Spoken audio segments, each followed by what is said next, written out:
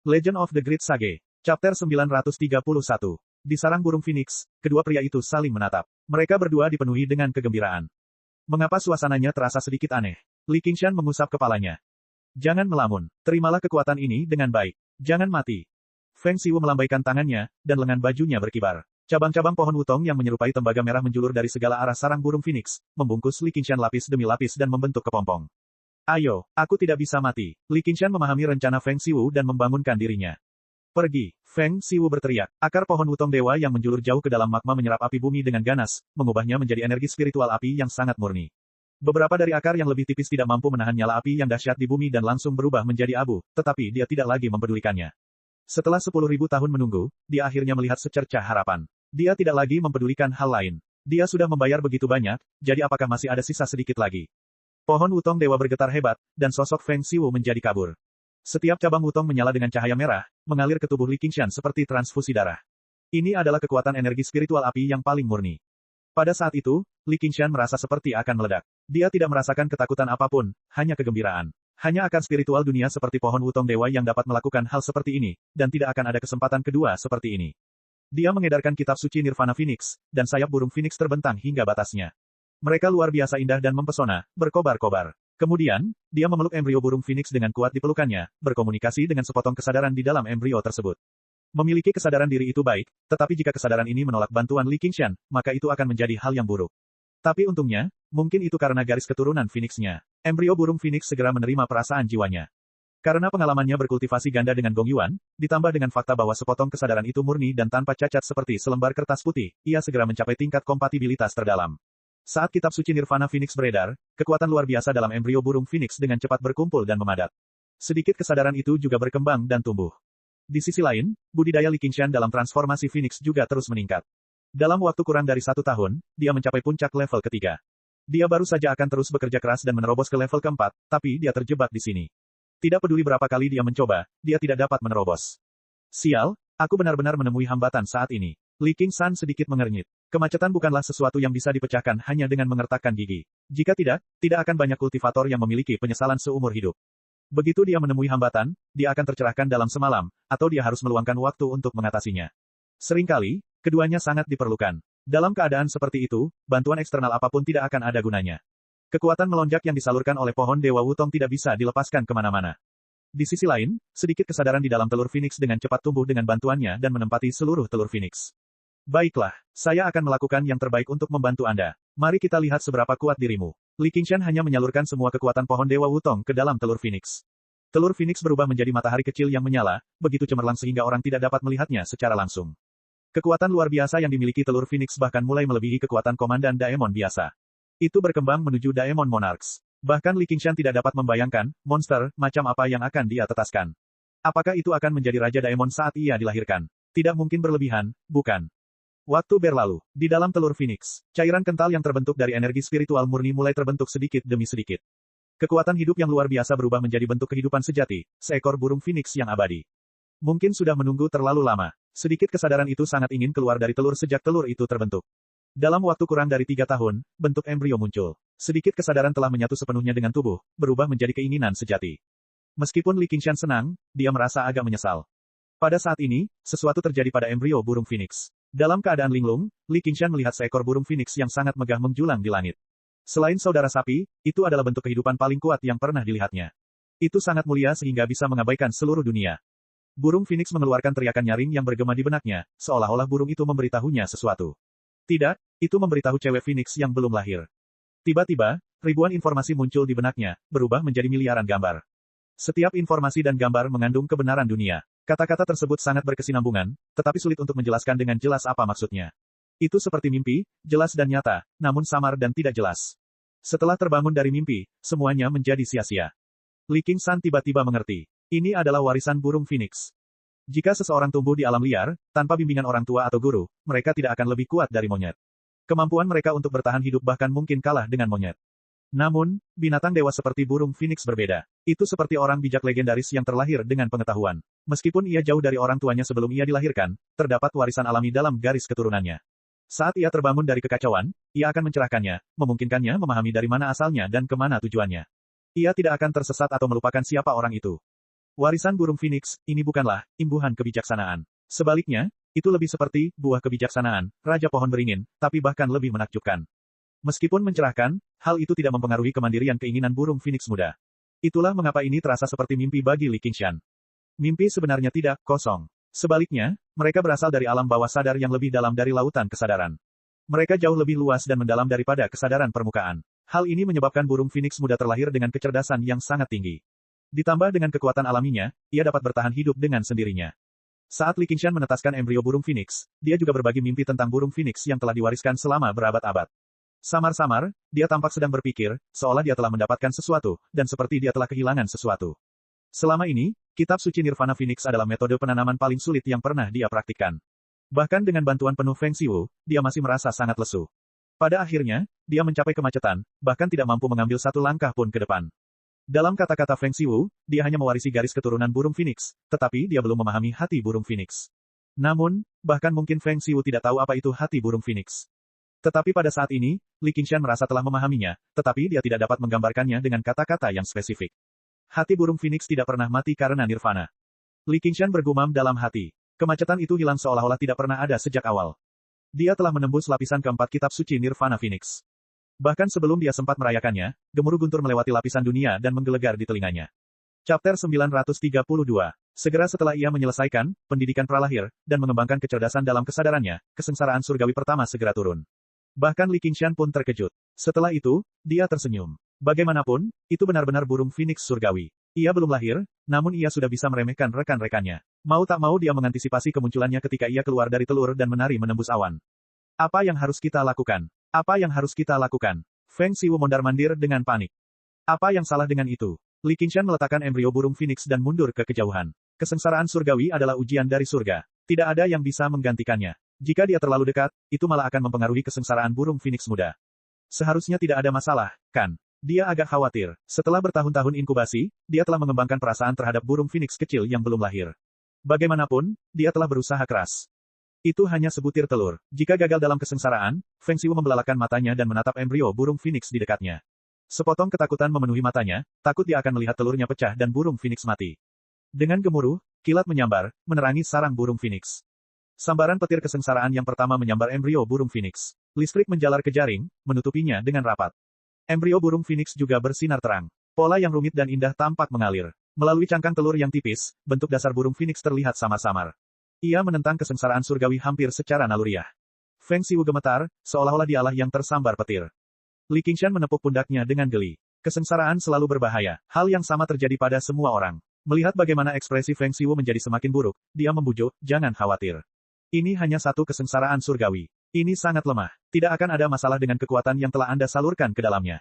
Sebaliknya, itu adalah kesempatan besar baginya untuk menyempurnakan kekuatannya. Feng Xiwu menjadi bingung karena kekhawatirannya. Mendengar apa yang dikatakan Li Qingshan, dia sedikit menenangkan diri, tapi dia terus menatap embrio burung Phoenix. Li Qingshan menggelengkan kepalanya dan duduk bersila di samping. Pada langkah ini, inkubasinya pada dasarnya telah selesai, dan langkah selanjutnya adalah menuju Little Phoenix. Dengan kekuatan kesengsaraan surgawi pertama, bahkan jika gagal melampaui kesengsaraan, itu tidak akan menyebabkan kerusakan fatal pada burung Phoenix muda.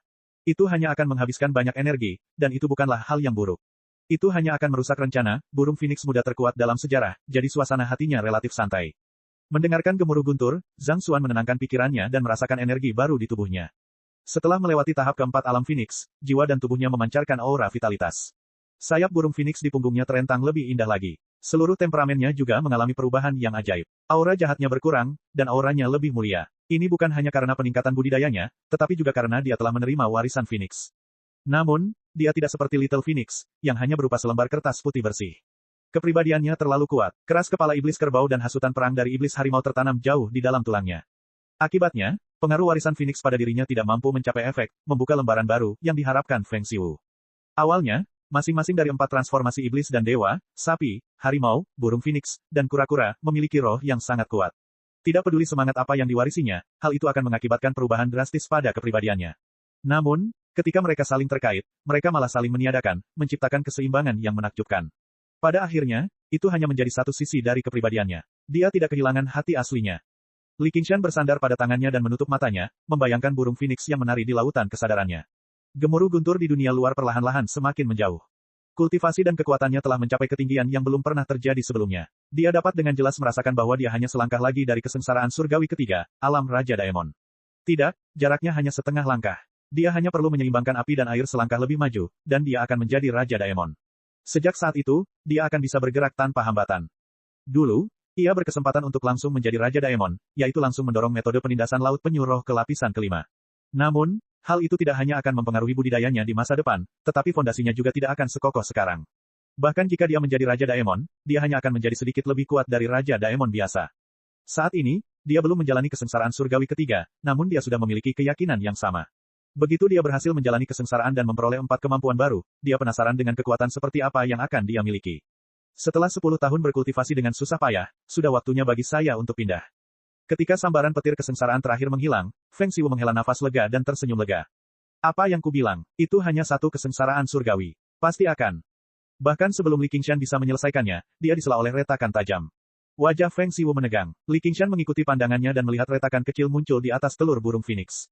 Di mata mereka, itu bahkan lebih mengerikan dari 100 sambaran petir. Li Qingshan tidak memahami proses kelahiran burung phoenix, tetapi anak ayam itu baru saja terbentuk. Seharusnya tidak menetas secepat itu. Mungkinkah ia tersambar petir? Dia bergumam, tentu saja tidak. Tepat ketika dia hendak bergegas, Feng Xiu telah mengangkat telur burung phoenix. Dia menatap retakan itu dengan mata terbelalak dan menyalurkan kekuatannya ke dalamnya dengan marah, ingin memperbaikinya dalam sekejap. Namun, retakan kecil itu mengabaikan permintaan Raja Daemon dan menyebar dengan sendirinya.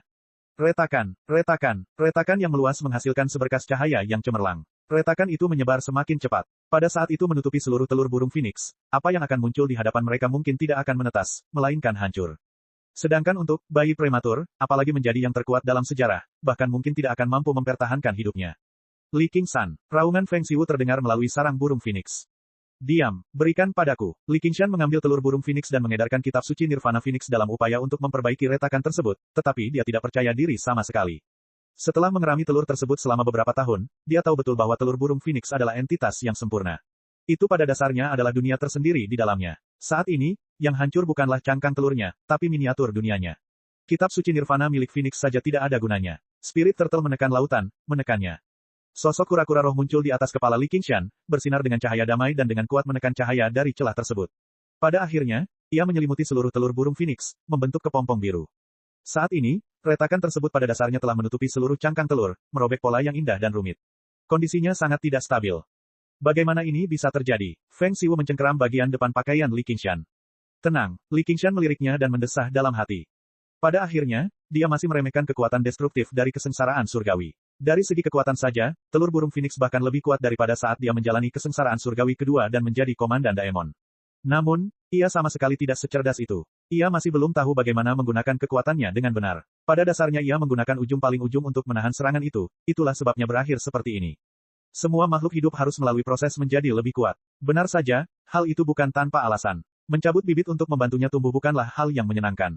Tingkat penindasan ini tidak cukup untuk menjaga stabilitas telur Phoenix. Dia berkata dengan tegas, aku akan melakukan sesuatu selanjutnya. Berjanjilah padaku bahwa kamu tidak akan gegabah. Baiklah, Feng Xiu ragu-ragu, memahami bahwa sekarang bukanlah waktunya mencari masalah. Li Qingshan melebarkan sayapnya, mengambil bentuk dasmonnya dan menelan telur burung Phoenix dalam sekali teguk. Chapter 933. Pada saat itu, Li Qingshan merasa sangat terkekang. Kekuatan yang tak terhentikan datang dari segala arah. Sarang burung Phoenix terpelintir dan berubah bentuk. Cabang-cabang wutong menari-nari seperti setan. Tenang, Li Qingshan mengangkat tangannya dan berteriak, apakah kamu masih ingin menetaskan telurnya atau tidak?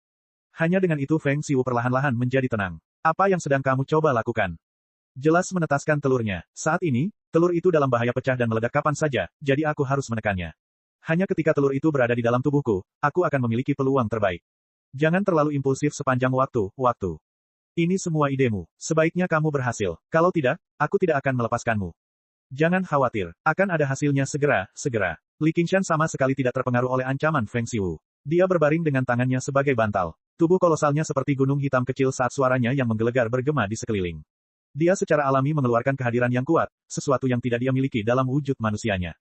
Feng Xiu menggigil di dalam. Jika aku memberinya 1 dekade lagi, mungkin sarang burung Phoenixku pun tidak akan mampu mengendalikannya. Li Qingshan, oh Li Qingshan, saya harap kita bisa menjadi teman dan bukan musuh. Li Qingshan memusatkan perhatian dan merasakan embrio burung Phoenix yang panas dan tidak nyaman di perutnya. Dia tidak bisa menahan diri untuk tidak menepuk perutnya dan tersenyum pada dirinya sendiri. Ini benar-benar seperti hamil 10 bulan. Tadinya aku bilang aku bisa melakukan apa saja selain melahirkan, tapi sekarang aku malah bisa melahirkan. Bukankah itu tak terkalahkan? Hahaha. Feng Xiu sama sekali tidak menanggapi lelucon dingin Li Qingshan. Dia mengerutkan alisnya dan bertanya, bagaimana perasaanmu? Sebaiknya Anda tidak sengaja, mencernanya. Petik 2. Jangan khawatir, ini sudah beres. Jika kamu tidak percaya padaku, kamu bisa mendengarkannya. Li Qingshan menggigil. Baiklah kalau begitu. Itu agak terlalu dingin. Anggap saja aku tidak pernah mengatakan apapun.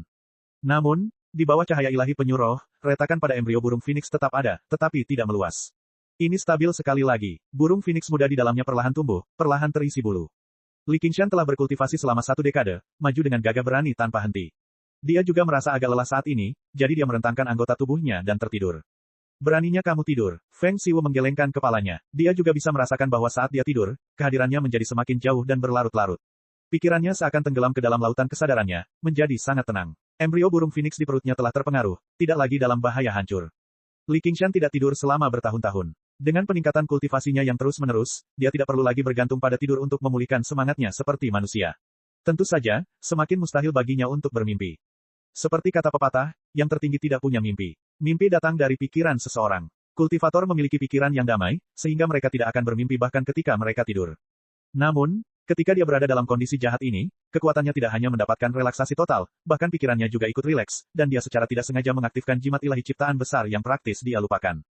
Tiba-tiba, jimat ilahi ciptaan agung, yang telah menghabiskan seluruh kekuatannya, tiba-tiba bersinar dengan cahaya warna-warni, terjalin ke dalam alam mimpi yang aneh.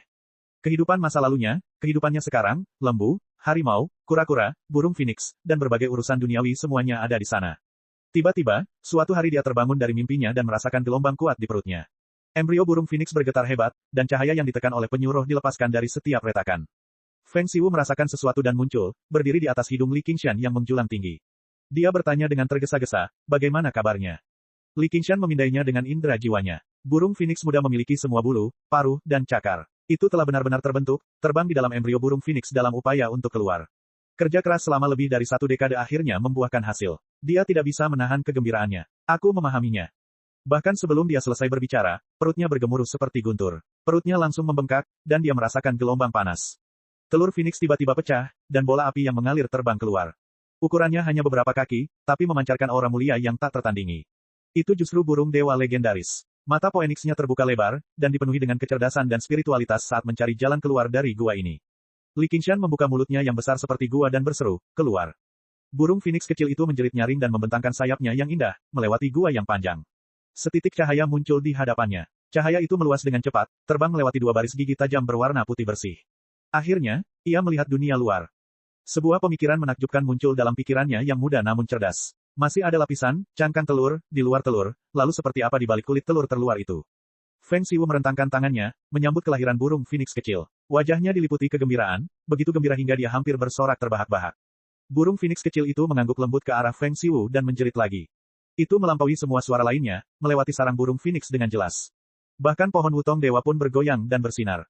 Perasaan bahagia yang mendalam segera memenuhi hati Feng Xiu. Ia mengenal saya. Tanpa ragu-ragu, dia sudah memastikan dengan sekali pandang bahwa sarang burung phoenix yang telah kosong selama puluhan ribu tahun kini memiliki tuan baru. Burung phoenix tidak akan beristirahat kecuali pohon wutong, dan jika pohon wutong tidak memiliki burung phoenix, bagaimana ia bisa menunjukkan kesombongan dan sikap acuh tak acuhnya? Teman Feng, aku tidak mengecewakanmu. Apakah kamu puas sekarang? Kata Li Feng. Li Qingshan tertawa terbahak-bahak seperti guntur. Puas. Mulai hari ini dan seterusnya, kamu, Li Qingshan, adalah temanku. Sepotong ketegasan muncul di wajah Feng Xiu yang sangat gembira, menunjukkan betapa seriusnya dia terhadap kata, teman. Ini bahkan lebih langka dibandingkan keramahan Raja Pohon Beringin. Orang yang menyendiri tidak akan pernah memiliki terlalu banyak teman, tetapi begitu mereka menjadi temannya, mereka tidak akan mengecewakan mereka. Bahkan ketika dia menghadapi Raja Naga Laut, dia tidak akan ragu sama sekali. Tepat ketika Li Qingshan hendak mengatakan sesuatu, dia tiba-tiba mendengar suara gemuruh guntur yang familiar. Ekspresinya sedikit berubah. Kesengsaraan surgawi lainnya. Guntur perlahan mendekat, seperti kereta yang berguling di udara. Bahkan sebelum dimulai, kekuatannya telah melampaui kesengsaraan surgawi yang pertama. Li Qingshan tidak hanya memenuhi janjinya untuk menetaskan embrio burung phoenix, tetapi dia bahkan telah memenuhi janjinya untuk menjadi anak burung phoenix terkuat. Saat dia menetas, dia telah melewati batas kesengsaraan surgawi kedua. Dia ingin mencapai Komandan Daemon, tapi dia harus menjalani kesengsaraan surgawi terlebih dahulu. Qingshan, ekspresi Feng Xiu berubah drastis. Embrio burung phoenix hampir hancur pada kesengsaraan surgawi pertama, apalagi kesengsaraan surgawi kedua. Begitu dia gagal, semua usahanya akan sia-sia. Saat ini, Burung Phoenix kecil itu hanya setara dengan bayi yang baru lahir, namun ia akan segera menantang kesengsaraan surgawi. Seberapa berbahayanya hal ini? Anggap saja ini sebagai pelajaran pertama dalam hidupnya. Tidak peduli berapa banyak bantuan eksternal yang diterimanya, jika ia ingin menempuh jalannya sendiri, tidak ada yang bisa menggantikannya. Berhasil atau gagal, semuanya terserah. Li Qingshan tersenyum dan meraung ke arah burung Phoenix kecil, jika kamu ingin mencapai sesuatu yang luar biasa, bagaimana mungkin kamu tidak menantangnya dengan nyawamu yang dipertaruhkan? Pergilah. Burung Phoenix kecil itu menundukkan kepalanya dan mendengarkan dengan penuh perhatian, seolah-olah sedang diberi pelajaran. Setelah itu, ia mengangkat kepalanya yang anggun dan menatap ke arah petir yang mendekat. Semburat tekad melintas di matanya. Tiba-tiba, ia membentangkan sayapnya dan terbang ke udara, menyambut sambaran petir pertama. Ledakan, sambaran petir bertabrakan dan bersinar dengan cahaya pelangi. Bulu-bulu yang baru tumbuh layu satu persatu, seperti badai salju berwarna-warni. Hati Feng Xiu tiba-tiba menegang, sementara Li Qingshan diam-diam menyemangatinya. Petir kesengsaraan itu seperti pedang, menebas dengan kejam tubuh muda burung Phoenix kecil itu dan meninggalkan luka yang mengerikan. Meskipun ia memiliki kemampuan bawaan untuk tumbuh tanpa akhir, kecepatan penyembuhan lukanya tidak secepat kehancuran petir kesengsaraan. Namun, seruannya yang jelas menjadi lebih tegas dan berani, menari-nari di tengah kilat. Bahkan guntur pun tidak mampu menekannya. Sudut bibir Li Qingshan melengkung. Meskipun penggunaan kekuatan burung Phoenix kecil masih sangat belum matang, itu tidak lagi sama seperti ketika ia masih dalam embrio burung Phoenix. Ia memiliki banyak kecerdasan dan fleksibilitas, dan memiliki rasa keberanian dan tekad. Ia tidak terpengaruh oleh bahaya yang mengancam jiwa, menggunakan semua yang dimilikinya untuk melawan dengan semua yang dimilikinya. Feng Xiu juga menemukan hal ini. Dia tidak bisa tidak melirik Li Qingshan. Apakah hal itu dipengaruhi olehnya? Burung Phoenix memiliki hati yang mulia dan murni, tak tergoyahkan bahkan dalam kematian, namun mereka tidak pernah dikenal karena keberaniannya. Entah berapa lama, ketika gemuruh guntur terakhir menghilang, suara itu masih terdengar di telinga Li Qingshan dan Feng Xiu. Cahaya yang terik sangat menyilaukan mereka berdua. Setelah itu, yang mereka lihat hanyalah burung Phoenix kecil yang dengan lembut menyisir bulu barunya dengan paruhnya yang berwarna merah terang, mendapatkan sedikit keanggunan dan kebebasan. Li Qingshan menyeringai dan tertawa keras. Feng Xiu menutup matanya dengan lembut dan menghela napas dalam-dalam. Sekarang ini bisa dianggap sukses besar. Burung Phoenix kecil itu terbang ke bawah dan bertransformasi dengan menggoyangkan tubuhnya, berubah menjadi seorang anak yang tampaknya berusia 2 atau 3 tahun. Ia terbungkus pakaian bulu berwarna pelangi, dengan 7 bulu panjang tertinggal di belakangnya. Pikirannya jernih dan matanya jernih, dan sepertinya diukir dari batu giok. Bahkan dalam wujud manusia, ia tidak kehilangan ciri khas burung Phoenix sama sekali. Sialan, ini terlalu sulit. Untungnya, aku cukup kuat. Ayah, aku tidak mengecewakanmu. Petik 2. Suaranya jelas dan mempesona, penuh dengan kenaifan, tetapi membuat Feng Xiu bergidik. Senyumnya membeku. Li Qingshan juga menggaruk kepalanya. Kamu memanggilku apa? Ayah, jangan bilang kamu ingin aku memanggilmu ibu. Phoenix kecil itu mengedipkan matanya. Itu sangat lucu. Tidak, dia bukan ayahmu. Kamu adalah putra burung Phoenix, jadi kamu tidak ada hubungannya dengan bajingan ini. Tapi aku bisa memanggilmu paman. Tidak, kamu adalah burung Phoenix, jadi bagaimana kamu bisa berbicara seperti itu?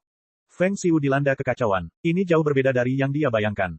Tentu saja saya memahami identitas dan asal-usul saya, tetapi jika bukan karena perawatan dan pengasuhan Anda yang telaten, saya tidak akan menjadi seperti sekarang ini.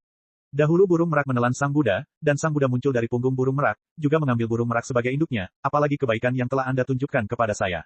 Bentuk sapaan seperti ini yang paling tepat bukan? Kalau soal kata-kata, itu hanya masalah kecil. Tidak perlu bagimu untuk memikirkannya, ayah. Petik 2. Kata burung Phoenix kecil dengan suara lembut. Dikombinasikan dengan tangan kecilnya yang menari, tampak semakin menggemaskan. Namun, bahkan Feng Xiu tidak dapat membantah apa yang dikatakannya. Dengan warisan burung Phoenix, ia dapat digambarkan sebagai, dilahirkan dengan pengetahuan. Chapter 934. Feng Xiu mempertimbangkannya dengan serius sambil mengerutkan kening. Ia masih bisa menerima bentuk sapaan sebagai, ayah, meski enggan. Tapi ada apa dengan, F-cek, itu? Dia tidak bisa menerimanya sama sekali. 3 kata pertama yang diucapkan burung Phoenix kecil setelah dilahirkan sebenarnya adalah kata-kata vulgar. Dia benar-benar telah menyia-nyiakan kerja kerasnya selama bertahun-tahun. Li Qingshan, apa yang kamu lakukan? Sama seperti bagaimana Li Qingshan menerima warisan burung Phoenix, mimpinya juga secara diam-diam memberi burung Phoenix kecil itu suatu bentuk pendidikan pralahir. Selain warisan burung Phoenix, dia juga menambahkan, warisan gunung hijau, yang membawa perubahan menakjubkan. Perubahan ini membuat Feng Xiu mengertakkan gigi karena kebencian, tapi itu membuat Li Qingshan sangat bahagia. Dia merasa sangat dekat dengan burung Phoenix kecil itu begitu dia melihatnya, seolah-olah dia benar-benar anaknya sendiri, itulah sebabnya dia menerimanya sebagai putranya dengan begitu bahagia. Bagaimana saya tahu? Li Qingshan berkata dengan sikap tidak peduli. Dia mengusap kepala burung Phoenix kecil itu dan tersenyum. Anakku yang baik, aku ayah pertama. Paman di sana adalah ayah kedua. Apakah kamu mengerti? Saya mengerti. Phoenix kecil itu mengangguk sambil tersenyum. Dia naif. Dia merasakan kekaguman alami terhadap Li Qingshan yang telah menetaskannya. Diam, aku ayah pertama. Feng Xiu samar-samar menebak keseluruhan ceritanya. Dia tahu bahwa sekarang sudah mencapai titik ini, tidak ada jalan untuk kembali. Prioritasnya saat ini adalah mengambil inisiatif dan melakukan pendidikan ketat pada burung phoenix kecil, mencegah pengaruh Li Qingshan semakin berkembang.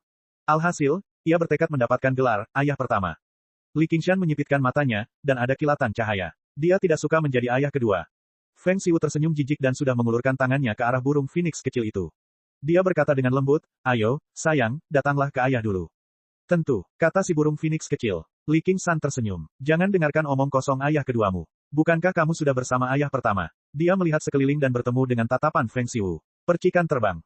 Sesaat kemudian, "Lepaskan. Kamu pria yang baik. Apa kamu tidak tahu cara memberi jalan kepada teman? Lagi pula, beginikah seharusnya sikap seorang ayah?" Li Qingshan memeluk burung phoenix kecil itu dengan erat, mencegah Feng Xiu membawanya pergi. "Kaulah yang harus melepaskannya. Persahabatan antar pria sama acuh tak acuhnya dengan air. Kamu harus memperjuangkan masalah ini hari ini." Feng Xiu meraih kaki burung phoenix kecil dan menunjukkan tekadnya. "Berhenti menarik, itu sakit, bajingan." Seru burung phoenix kecil. Dia adalah Komandan Daemon, dan sebagai burung phoenix dewa, kekuatan sejatinya jauh melampaui Komandan Daemon biasa, mendekati alam Raja Daemon. Namun, tidak satu pun dari ayahnya yang lemah. Feng Xiu, Dasmon tua itu, tidak berkata apa-apa lagi. Saat ini, Li Qingshan bisa membantai Raja Daemon seperti permainan anak-anak. Jika terjadi perkelahian, burung phoenix kecil tidak akan pernah mengambil keputusan akhir. "Anak kecil, apakah kamu tidak tahu aturannya? Bagaimana kamu bisa berbicara dengan ayahmu seperti ini?" Li Qingshan menegur, tidak melonggarkan cengkeramannya sama sekali. Kamu benar-benar terlalu kasar. Kamu perlu diajar dengan benar. Li Qingshan, ini semua karena pengaruhmu. Kenapa kamu tidak melepaskannya saja?" Feng Xiu menjadi lebih bertekad. "Aku tidak ingin kamu menjadi ayah lagi. Kalian berdua bajingan, bajingan." Burung phoenix kecil itu mulai meronta dengan keras. Dia pasti dipengaruhi oleh Li Qingshan. Ketika dia menjadi keras kepala, dia menolak untuk menyerah kepada siapapun. Li Qingshan dan Feng Xiu bertukar pandang dan mengerutkan kening. Pikiran yang sama terlintas di benak mereka. Ini tidak akan berhasil. Aku bahkan belum mendapatkan gelar ayah pertama, dan aku akan kehilangan posisiku sebagai seorang ayah. Dibandingkan dengan martabat saya sebagai seorang ayah, siapa yang didahulukan dan siapa yang kedua adalah yang kedua. Baiklah kalau begitu, saya akan menghitung sampai 3, dan kita akan melepaskannya pada saat yang sama. Li Qingshan mengangkat alisnya. Baiklah, kata Feng Xiu. 1 2 3. Li Qingshan menghitung sampai 3. Mengapa kamu tidak melepaskannya? Bagaimana seorang pria bisa menarik kembali kata-katanya? Bukankah kamu juga sama? Aku memperlakukan pria dengan cara yang pria, dan aku memperlakukan penjahat dengan cara yang jahat. Jangan pernah berpikir untuk berbohong padaku. Kamu terlalu jahat. Phoenix kecil itu hampir menangis. Dia telah menyaksikan kekejaman sifat manusia dan kesulitan dunia saat dia dilahirkan. Akhirnya, setelah serangkaian negosiasi antara Li Qingshan dan Feng Xiu, burung phoenix kecil itu mendarat dengan mantap di tanah. Namun, yang terjadi selanjutnya adalah teguran yang bagaikan badai. Burung phoenix kecil tidak bisa tidak menyesali apa yang baru saja dia katakan, menyatakan bahwa dia masih menerima mereka sebagai ayahnya. Dia tidak lagi berani menyebut mereka bajingan lagi. Wajah kecilnya dipenuhi dengan keluhan, dan dia dipenuhi dengan penyesalan di dalam. Saat ini, dia seharusnya tidak secara sembarangan mengakui mereka sebagai ayahnya dengan kegembiraan karena terlahir kembali. Jangan begitu, tunggu saja ayah pertama mengajakmu melihat dunia yang penuh warna dan menikmati kemakmurannya. Bagaimana? Li Qingshan mengusap kepala burung phoenix kecil itu sambil tersenyum. Baiklah. Kapan? Burung phoenix kecil pada akhirnya masih anak-anak. Dia segera melemparkan pertemuan malang yang baru saja terjadi ke belakang kepalanya. Dia sudah sangat ingin meninggalkan telur yang lebih besar ini dan melihat dunia luar. Li Qingshan segera merasa senang dengan dirinya sendiri. Saya mungkin belum menjadi seorang ayah dalam 2 kehidupan saya, namun saya telah melihat beberapa ayah lari. Tepat ketika dia hendak menjawab, Feng Xiu memotongnya. Tidak, sekarang masih belum waktunya. Kamu baru saja lahir. Tahukah kamu betapa berbahayanya dunia luar? Berapa banyak orang yang ingin menggunakan darah Anda untuk memperpanjang hidup mereka?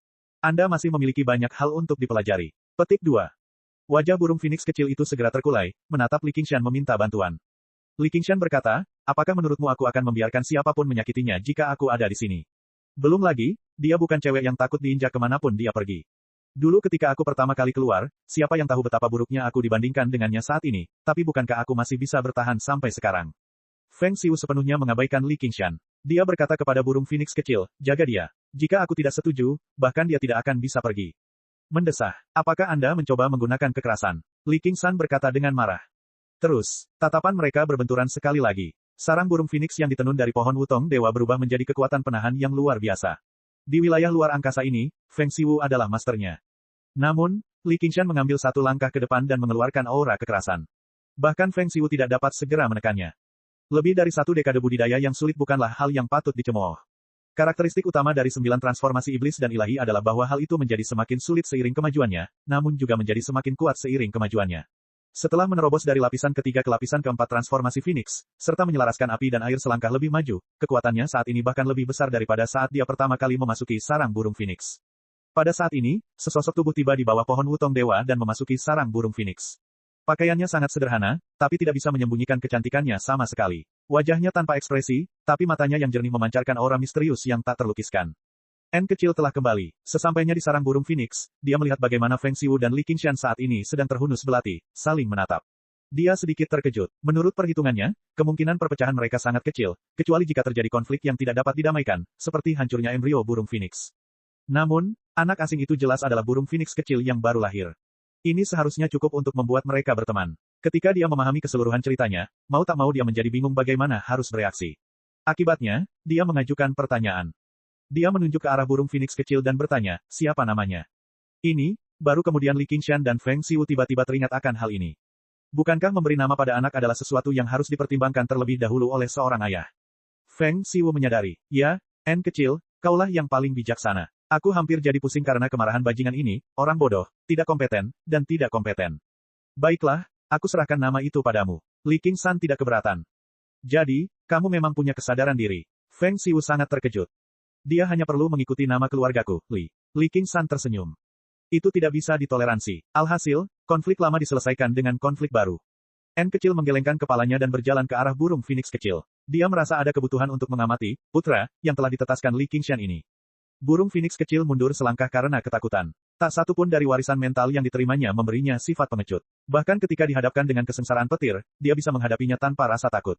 Namun, N kecil, yang bisa memikat semua makhluk hidup dan seperti seorang dewi, membuatnya merasakan sedikit ketakutan, seolah-olah dia telah bertemu monster yang sangat berbahaya.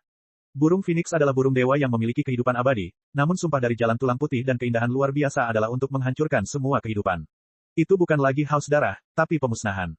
N kecil berhenti dan berpikir, jadi itu benar-benar burung dewa. Naluri binatangnya telah meningkat ke tingkat dewa. Dia telah menghabiskan lebih dari 1 dekade bersama biarawati suci Laut Selatan, namun dia tidak merasakan apapun. Sebaliknya, anak ayam yang baru lahir merasakan sesuatu. Feng Xiu juga memperhatikan hal ini. Dia melirik N kecil dengan bingung dan bertanya pada burung Phoenix kecil, ada apa? Li Qingshan tersenyum. Ada apa? Takut. Aku tidak takut. Aku tidak takut pada siapapun. Aku hanya terkejut tadi. Phoenix kecil itu segera melebarkan matanya sebelum berjalan ke arah Little N. Dia mengangkat kepalanya dan menatap Little N, menyatakan bahwa dia tidak takut. Selama kamu tidak takut, N kecil tersenyum dan mengambil burung Phoenix kecil itu. Phoenix kecil itu menggigil di dalam. Tangannya sehangat batu giok putih, dan dia mengeluarkan bau kayu cendana. Senyuman langka di wajahnya bahkan lebih memikat, tapi itu membuatnya merasa sangat tidak nyaman. Sebenarnya dia tidak terlalu yakin apa yang dia takuti. Tentu saja, dia tidak menyangka bahwa rasa takut ini akan menemaninya dalam waktu yang sangat-sangat lama. Begitu Little N melepaskannya, burung Phoenix kecil itu terbang keluar. Li Qingshan dan Feng Xiu kembali bermusuhan, saling bertukar serangan verbal. Suasana memanas, hampir sampai terjadi perkelahian. Burung Phoenix kecil bertepuk tangan dan bersorak, lawan. Lawan, yang lebih kuat adalah ayah pertama. Anak itu tidak ingin melihat kedua ayahnya bertengkar satu sama lain. N kecil muncul di belakang burung Phoenix kecil itu lagi dan menekankan tangannya ke bahunya dengan lembut. Dia menunduk dan bertanya, apakah saya benar? Burung Phoenix kecil terdiam. Ya, jangan berkelahi, ayah. Aku tidak ingin melihatnya. Feng Xiu menjawab dengan sebuah pertanyaan, gadis kecil, lalu menurutmu apa yang harus kita lakukan? N kecil berkata, mengapa kita tidak bermain batu gunting kertas? Feng Xiu terkejut sebelum mencapai pemahaman. Batu kertas gunting tampak seperti permainan anak-anak, namun tidak sesederhana itu dalam kompetisi sebenarnya. Kecepatan reaksi, pengendalian mental, dan yang terpenting, merasakan perubahan rahasia surgawi.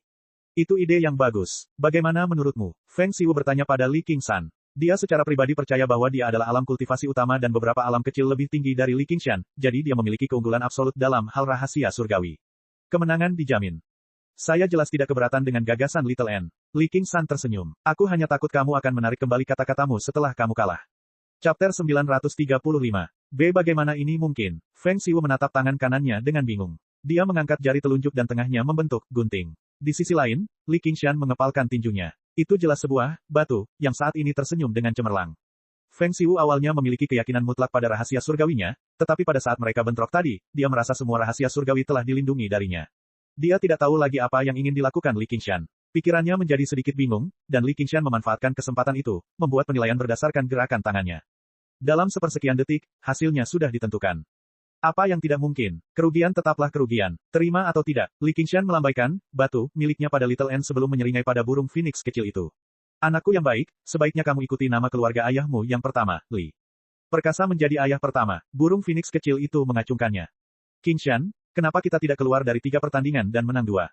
Feng Xiwu berbisik, memaksakan sedikit permohonan dengan susah payah. Jangan pernah memikirkannya, Li Qingshan menolaknya dengan tegas. Sebagian besar kemenangannya kali ini adalah keberuntungan. Meskipun penyuruh melindunginya dari rahasia surgawi, mustahil baginya untuk mengetahui langkah Feng Xiwu selanjutnya. Jika Feng Xiwu tidak menunjukkan peluang kemenangannya akan kurang dari 30%. Jika mereka melakukannya 2 kali lagi, siapa yang tahu apa hasilnya? Feng Xiwu tergagap cukup lama, tapi dia bukanlah orang yang akan menarik kembali kata-katanya. Prinsipnya memaksanya untuk menerima hasil ini, tapi dia tidak dapat menerimanya apapun yang terjadi. Saya tahu senior Feng merasa marah, tapi tolong pikirkan itu, senior. Kekuatan Qingshan mungkin tidak sebesar senior saat ini, tapi bagaimana dengan 1 abad kemudian? Tidak mungkin bagi anak burung Phoenix untuk tetap berada di Gunung Firemelt selamanya di bawah perlindungan senior, dan tidak mungkin bagi senior untuk berkeliaran. 9 provinsi itu begitu luas, jadi siapa yang bisa melindunginya? Orang tua menyayangi anak-anaknya, jadi mereka punya rencana jangka panjang. Tolong pikirkan itu, senior. Petik 2. N kecil berbicara tanpa kenal lelah, tidak seperti Li Qingshan, yang berbicara dan bertindak tanpa hambatan. Pertimbangannya terhadapnya bahkan lebih luas daripada pertimbangannya sendiri. Menjaga hubungan baik dengan Feng Xiwu akan memberinya manfaat yang sangat besar. Bukan saja dia adalah sekutu yang kuat, tetapi dia juga harus terus mempraktikkan kitab suci Nirvana milik burung Phoenix. Jika dia ingin menerobos ke lapisan kelima burung Phoenix di masa depan, pohon Wutong Dewa akan tetap menjadi tempat terbaik untuk bercocok tanam. Dengan bantuan Feng Xiwu, pada dasarnya dia bisa mencapai hasil 2 kali lipat dengan setengah usaha. Gadis kecil, kamu layak mendapat kata bijaksana. Meskipun aku tahu kamu bekerja sama dengan bocah nakal ini untuk berkomplot melawanku, aku harus mengakui bahwa apa yang kamu katakan sangat masuk akal. Jika nama belakangnya adalah Li, maka nama belakangnya adalah Li. Jika ayah keduanya adalah ayah kedua, biarlah. Petik 2. Feng Xiwu menghela nafas. Dia cukup berwawasan luas. Dia tahu bahwa Li Qingshan memiliki potensi yang luar biasa dan memiliki peluang yang sangat besar untuk meningkat. Ia memang pantas disebut sebagai ayah pertama. Kamu seharusnya melakukan ini sejak lama. Sebut saja, Li Qingshan tertawa terbahak-bahak. Feng Xiwu punya rencana sejak lama. Setelah berpikir sejenak, dia berkata, burung Phoenix itu jantan, dan burung Phoenix itu betina. Sebaiknya Anda mengikuti nama keluarga saya untuk karakter kedua, yaitu Feng Yuan adalah awalnya. Kelahiran kembali dan reinkarnasi Anda mulai hari ini dan seterusnya, masa hidup Anda, semuanya akan dimulai hari ini. Itu sebabnya saya akan menamainya, Yuan. Bagaimana menurutmu? Petik 2. Li Feng Yuan, Phoenix kecil itu bergumam pelan. Wajah kecilnya menjadi semakin senang. Dia menegakkan postur tubuhnya dan berlutut. Dia membungkuk dalam-dalam. Terima kasih telah memberiku nama ini, ayah. Aku tidak akan pernah melupakan kebaikan kelahiran kembalimu. Dia mengangkat kepalanya, tapi tidak ada orang di depannya. Ternyata, Feng Xiwu dan Li Qingshan telah pindah ke samping pada saat yang sama, menghindari busurnya. Apakah kedua ayah itu tidak puas denganku? Li Feng Yuan cemberut. Feng Xiwu berkata, jangan lupakan garis keturunanmu. Karena kamu adalah putra burung Phoenix, kamu tidak boleh tunduk pada siapapun, termasuk kami. Li Qingshan tersenyum. Saya paling benci berlutut di depan orang lain, dan saya benci kalau orang lain berlutut di depan saya. Adapun, kebaikan kelahiran kembali, Anda, itu lebih omong kosong. Anda tidak berhutang apapun kepada kami. Petik 2. Feng Xiwu dan Li Qingshan bertukar pandang dan tersenyum. Li Feng Yuan tenggelam dalam pikirannya. Kilatan cahaya melintas di matanya, dan dia melompat dari tanah dan bertepuk tangan dengan gembira. Saya mengerti, saya mengerti. Saya mengerti. Itu tidak tinggi, juga tidak rendah. Itu tidak akan datang, juga tidak akan pergi. Saya pasti tidak akan mengecewakan kedua ayah itu. Tidak, saya tidak akan mengecewakan diri saya sendiri. N kecil menghela nafas dalam. Bagaimanapun juga, itu benar-benar warisan burung Phoenix. Ketertarikan terhadap pemahaman dan ki spiritual ini luar biasa. Feng Xiwu berkata, tapi aku akan memberitahumu kebenaran buruknya terlebih dahulu. Selama kamu tidak mendapatkan pengakuanku, kamu tidak bisa meninggalkan Gunung Firemelt. Qingshan, kamu tidak keberatan, kan? Petik 2. Jika kamu ingin mengelolanya, biarlah. Aku akan mengkonsolidasikan kultivasiku. Feng Yuan, belajarlah dengan baik dari ayah keduamu. Akan ada hari ketika Anda terbang melintasi langit. Petik 2. Sebenarnya, Li Qingshan tidak pernah berada dalam suasana hati seperti ini sejak awal. Waktu jauh lebih penting dan mendesak baginya daripada Feng Xiwu. Dia ingin maju dengan gagah berani dan serajin mungkin agar dia bisa memenuhi janji 9 surga. Hanya saja dia tidak pernah rela sujud kepada orang lain, apalagi menjadi anak kedua, itulah sebabnya dia ingin berkompetisi. Sekarang perbedaan di antara mereka sudah jelas, dia sebaiknya menyerahkan masalah spesifiknya kepada Feng Xiwu. Lagi pula dia punya banyak waktu. Dia yakin dia akan lebih berkualitas darinya dalam hal pendidikan. Anak yang terlahir sebagai dewa ini tidak hanya memiliki kecerdasan dan kecerdasan yang luar biasa, tetapi ia juga terlahir dengan kekuatan besar yang mendekati Raja Daemon karena banyak kebetulan dan upaya yang sungguh-sungguh. Pada saat yang sama, ia memiliki rasa ingin tahu yang sangat besar. Jika dia tidak dibimbing dengan benar, dia mungkin akan menjadi iblis kecil, dasmon kekacauan yang hebat di masa depan. Bahkan jika dia mengabaikan masa depan yang jauh, menjalani kesengsaraan surgawi ketiga hanyalah masalah waktu. Pada dasarnya tidak ada kemungkinan kegagalan. Faktanya, itu tidak memakan banyak waktu baginya. Sementara itu, bahkan 10 Raja Daemon belum tentu mampu mencegah burung Phoenix berdarah murni yang telah mengalami kesengsaraan surgawi ketiga. Raja Daemon yang diubah menjadi burung dan binatang biasa pada dasarnya adalah seluruh wilayah budidaya utama di hadapannya. Dalam aspek ini, meskipun Li Qingshan memiliki banyak garis keturunan yang berbeda, menghasilkan banyak kemampuan dan kemampuan, setiap garis keturunan tetaplah tidak murni. Faktanya, mereka bahkan mempengaruhi satu sama lain, jadi mereka sedikit pucat jika dibandingkan dengan garis keturunan burung Phoenix. Tentu saja ini karena dia terlalu serakah. Tidak ada yang perlu dia keluhkan tentang mendapatkan tubuh Dewa Iblis sebagai manusia fana. Terlebih lagi, garis keturunannya akan terus menguat hingga menjadi murni. Pada saat itu, bahkan burung dewa tertinggi pun akan tertinggal di dalam debu. Li Qingshan meninggalkan sarang burung Phoenix dan duduk di bawah pohon wutong dewa. N kecil bersandar padanya dengan lembut dan berbisik ke telinganya, "Qingshan, ketika kamu tertidur, dunia sudah dalam kekacauan. Api perang berkobar di mana-mana. Benar-benar, Provinsi Kabut dan Provinsi Hijau telah menyatakan perang." Li Qingshan bangkit dengan semangat. Mengendus aroma samar kayu cendana darinya, dia merasa segar. Mereka sudah mendeklarasikan perang 2 tahun yang lalu. Ada lebih dari selusin pertempuran besar dan pertempuran kecil yang tak terhitung jumlahnya. 5 kultivator hebat telah tewas, tapi saat ini mereka sedang dalam tahap semi-gencatan senjata. Mengapa? Li Qingshan bertanya dengan heran. Karena kedua provinsi tersebut sedang menghadapi bencana, kata Little N. Wabah belalang di Provinsi Hijau dan wabah setan di Provinsi Kabut. Chapter 936. Apakah karena Raja Belalang terbang? Jika itu adalah wabah belalang biasa, tidak peduli seberapa besar dampaknya, itu hanya akan mempengaruhi satu prefektur saja.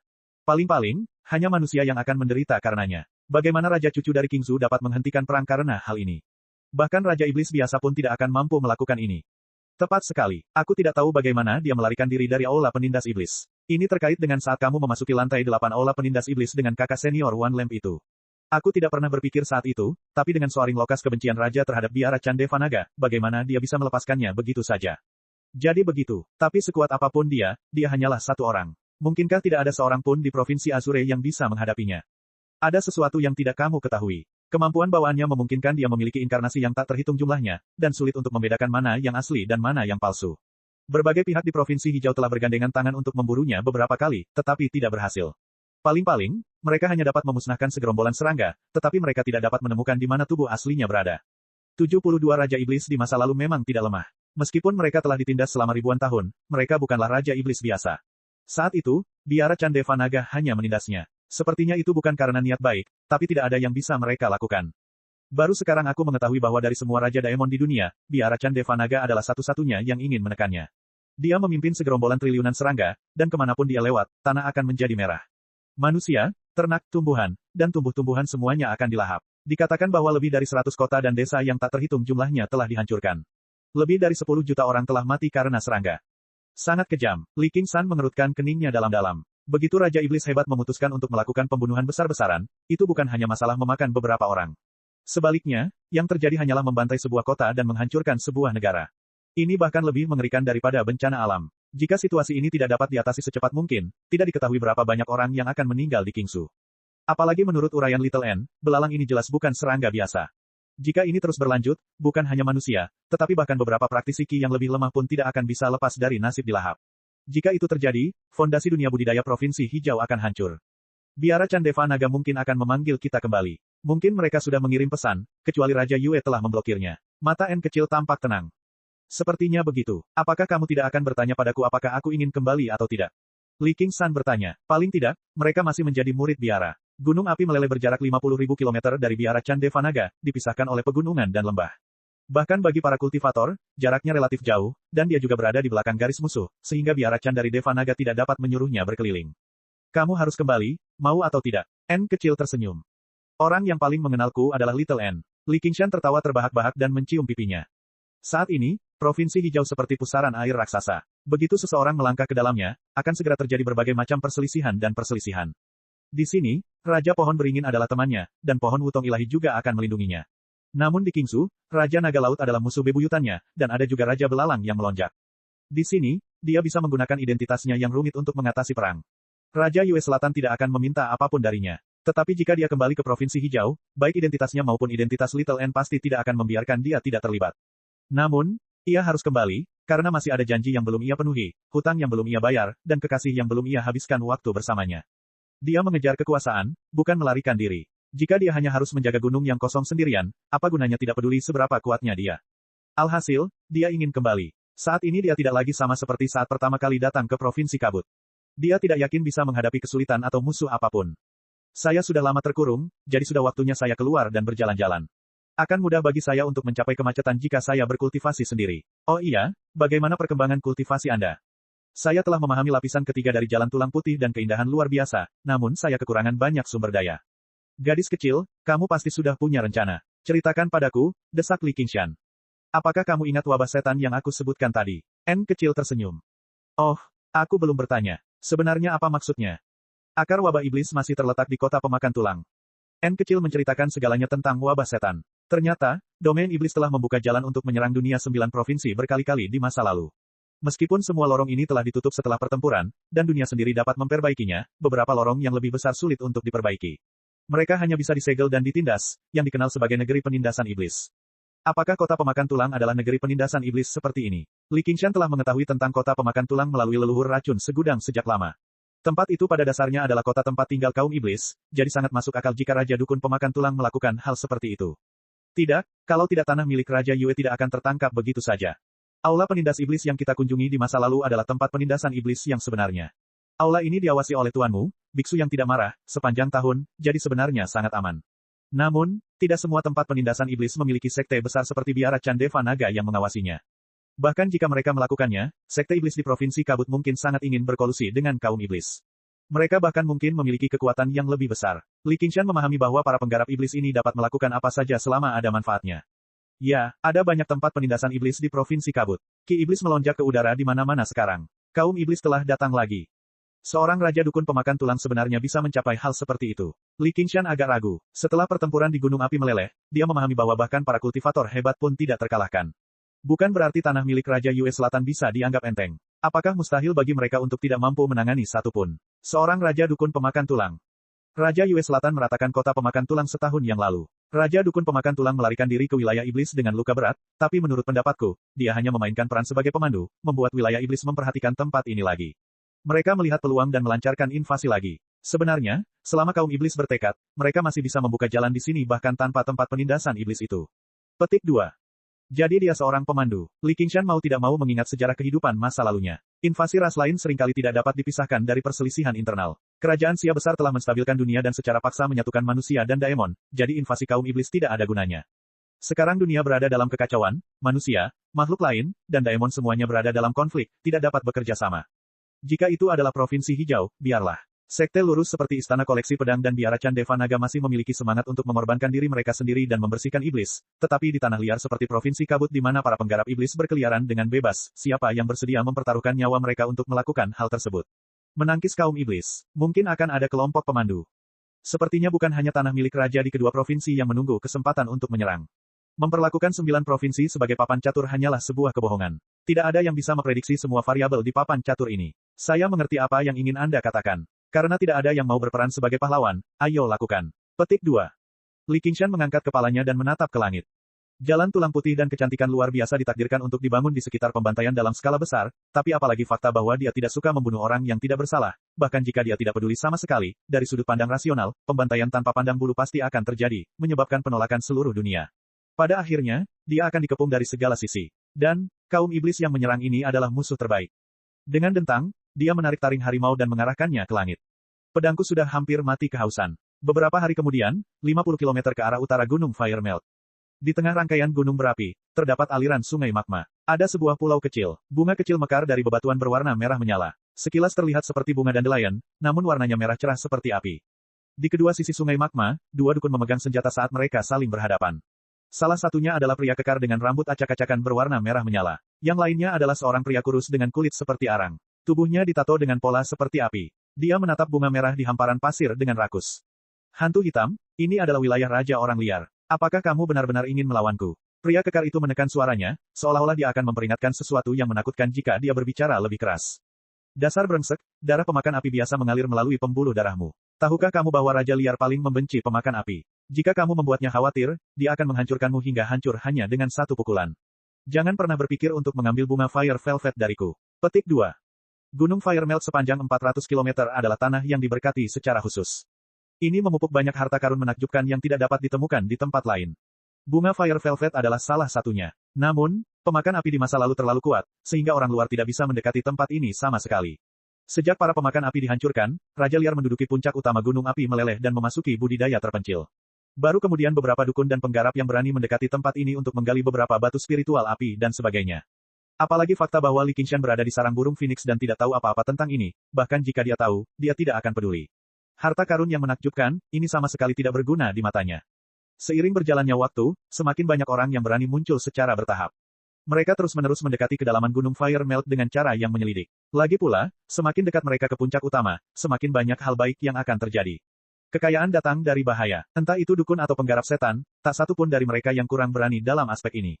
Di mana ada kepentingan, di situ ada konflik. Siapa yang tahu berapa kali hal seperti ini terjadi di gunung Fire Melt sepanjang 400 km hari ini.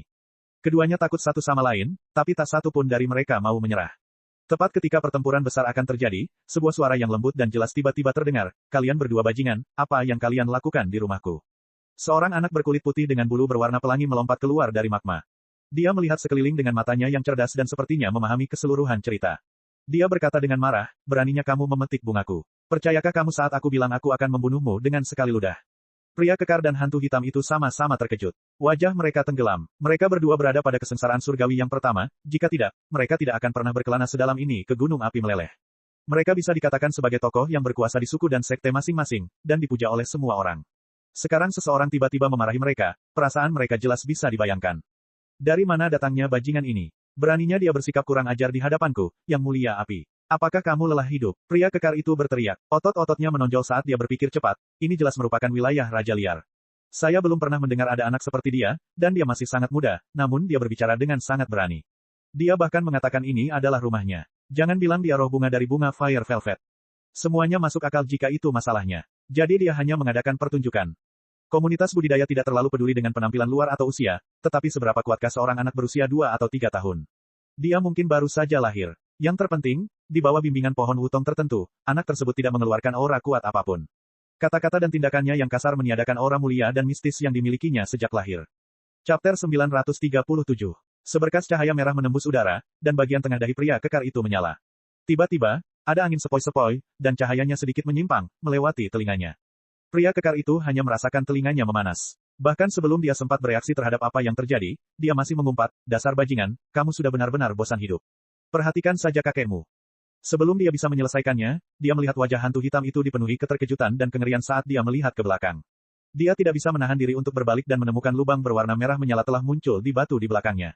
Itu berubah dari tipis menjadi tebal, mengalir lurus melalui gunung. Bahkan batu yang tahan api bumi selama jutaan tahun pun menunjukkan tanda-tanda mencair. Pria kekar itu menelan ludah. Ini sepertinya bukan sesuatu yang bisa dicapai oleh peri bunga yang baru lahir. Jika lubang itu muncul di kepalanya, maka tubuhnya yang setinggi 7 kaki akan tamat. Seperti kata pepatah, pada akhirnya kamu akan bertemu hantu setelah malam yang panjang. Gunung api meleleh sebenarnya bukan tempat yang bagus. Kenapa menyimpang? Li Fengyuan menggaruk kepalanya dengan ragu. Terserah, ayo lakukan lagi. Sebuah bayangan menjulang di atasnya, dan sebuah tangan besar turun dari atas, menekan kepala mungilnya dan mendorongnya ke bawah dengan kejam. Ledakan, beting itu terbelah menjadi beberapa bagian. Lava menyembur ke udara saat gelombang udara bersiul di sekeliling. Apa yang terjadi sekarang? Pria berotot dan Black Ghost membelalakan mata mereka. Ketika asap dan debu menghilang, mereka melihat seorang pria tegap berjongkok di sungai magma. Dia menekan kepala anak yang sombong dan lalim itu ke dalam magma dengan satu tangan. Ting Zhou pingsan dan menghilang. Raungan itu jelas merupakan akibat dari benturan antara keduanya. Anak yang hampir merenggut nyawanya telah ditekan ke tanah dengan satu tangan, yang membuat mereka merasa tidak nyata. Dari penampilan dan kekuatan orang ini, apakah dia raja orang liar, Li Qingshan? Pikiran ini membuat jantung mereka berdetak kencang pada saat bersamaan. Mereka baru saja menghindari serigala, hanya untuk bertemu dengan harimau yang ganas. Mereka benar-benar belum memeriksa almanak saat keluar hari ini. Mereka mencari kematian.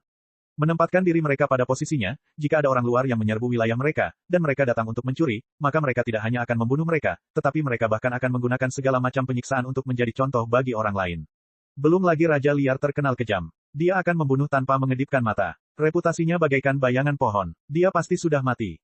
Terima kasih telah menyelamatkan hidupku, Raja Liar. Aku sudah mengagumi nama besarmu sejak lama dan ingin melayanimu, tapi sayangnya, aku tidak ditakdirkan untuk melakukannya, jadi aku mondar-mandir di sekitar api lelehkan gunung sepanjang waktu hanya untuk bertemu denganmu. Impianku pada dasarnya menjadi kenyataan hari ini. Pria kekar itu berlutut dengan sentakan dan berkata dengan penuh emosi, air mata mengalir dari sudut matanya. Black Ghost diam-diam memarahinya karena bersikap lembut. Dia tidak bisa mengucapkan kata-kata yang tidak tahu malu seperti itu. Dia segera berlutut dan bersujud. Li Qingshan menegur Li Fengyuan, "Nak, apakah kamu sudah selesai? Apa yang ayah keduamu ajarkan padamu? Jangan meludah dimanapun dan jangan mengumpat. Menurutku kamu sama sekali tidak mengingatnya." Petik 2. Pria berotot dan iblis hitam sama-sama terkejut. Jadi ini benar-benar rumah anak itu. Jika anak ini bukan murid Raja Liar, maka dia adalah putranya. Tidak heran dia begitu galak dan sombong. Terlebih lagi, mendengar perkataan Raja Liar, hati mereka menjadi dingin.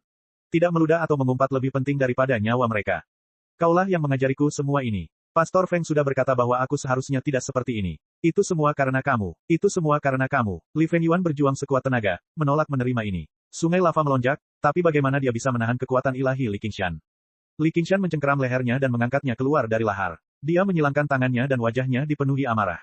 Dia tidak bisa menahan senyum. Jangan dengarkan omong kosongnya. Jika bukan karena aku, apakah kamu masih di sini? Meludah dan mengumpat bukanlah kejahatan besar. Ini disebut berpikiran terbuka. Ayah keduamu tidak memahami hal itu sama sekali, semuanya. Dia sepintar wanita, bicara di belakang seseorang. Gemuruh. Puncak utama Gunung Fire Melt di kejauhan berguncang hebat, seolah hendak meletus. Li Qingshan berhenti berbicara dan terkikik, hanya untuk mengetahui bahwa Li Fengyuan juga tersenyum dengan cara yang sama, seolah-olah dia berkata, "Mengapa kamu tidak berbicara lagi?" Li Qingshan tidak bisa menahan diri untuk tidak menggelengkan kepalanya. Dia benar-benar tidak bisa mengabaikan tanggung jawab ini, jadi dia mengubah topik pembicaraan. "Mengapa kamu tidak berkultivasi dengan benar? Mengapa kamu menyelinap keluar?" "Ayah pertama, aku datang untuk mengantarmu pergi dan mencari udara segar." Li Fengyuan menggenggam tangannya dan tersenyum dengan penuh rasa terima kasih. "Kau tahu aku akan pergi." Li Qingshan sedikit terkejut. "Kami ayah dan anak. Aku tahu persis apa yang ingin kamu lakukan, ayah pertama.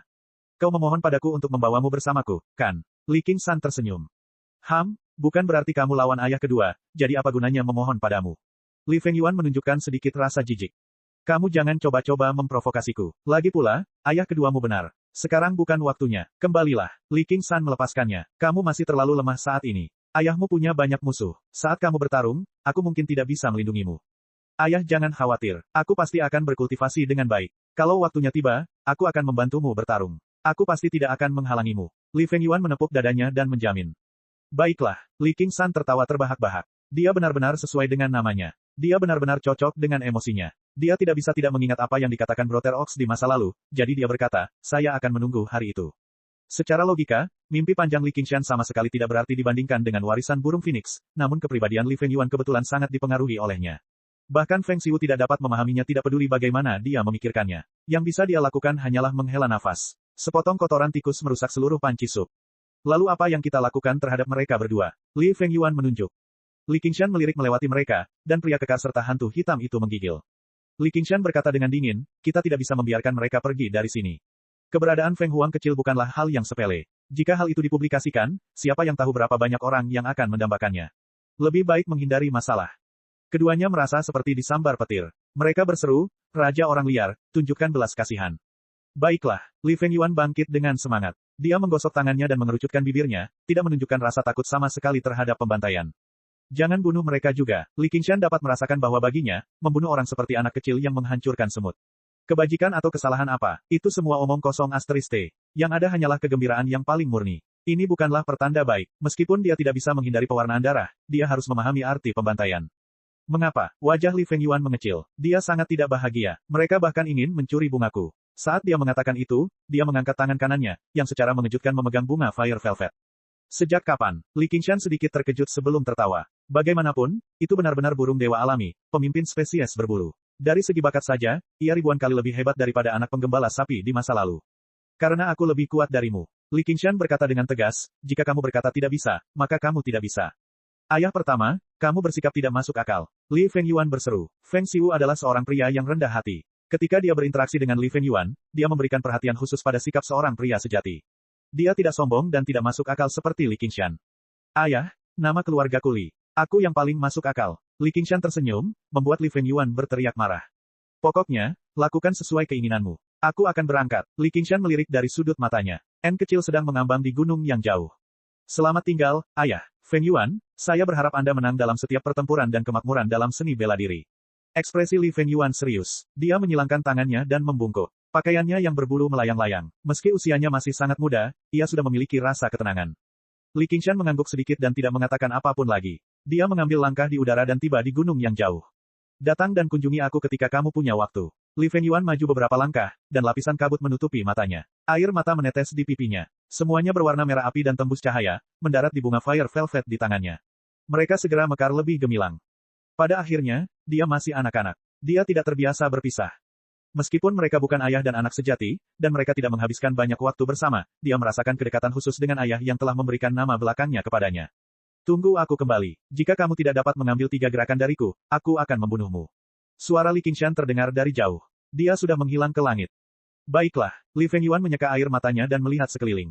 Pria kekar dan hantu hitam itu diam-diam menatapnya. Apa yang kamu lihat? Pernahkah kamu melihat pria baik menangis sebelumnya? Kalian berdua bajingan, kemarilah. Petik 2.